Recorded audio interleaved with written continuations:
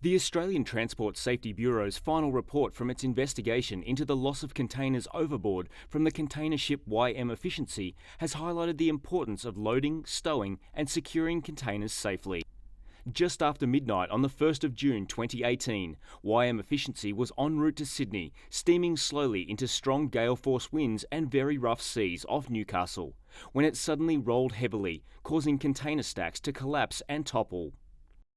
The master and second mate would later recall the rolling reached angles of up to 30 degrees port and starboard. In all, 81 containers were lost overboard and a further 62 were damaged. The ship sustained structural damage to its lashing bridges, superstructure and accommodation ladder. The accident resulted in more than 1,000 cubic metres of debris washing ashore. The ATSB's investigation would establish that the ship's lashing equipment was in generally good condition. However, the weights and distribution of containers in the affected section were such that the calculated forces exceeded the allowable force limits in the ship's cargo securing manual.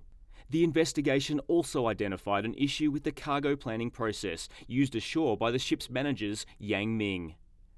The process did not ensure that the proposed container stowage plan complied with the manual's requirements for stowage and lashing forces. Further, the ship's officers did not use the ship's loading computer system to ensure the stowage plan's compliance with the manual stowage and lashing force requirements. Weather forecasting, routing and good navigational practices in adverse weather all play a part in minimizing the risk of injuries to crew and damage to the ship, cargo and environment. However, safe and effective container stowage planning is the primary control measure in managing the risks involved with the safe carriage of containers by sea. As a result of this accident, Yang Ming have taken a number of safety actions.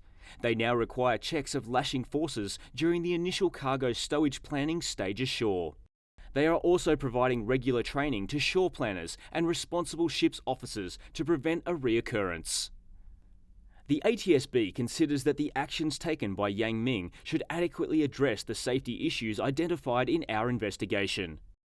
The investigation's final report can be downloaded from the ATSB's website, atsb.gov.au, by searching MO-2018-008.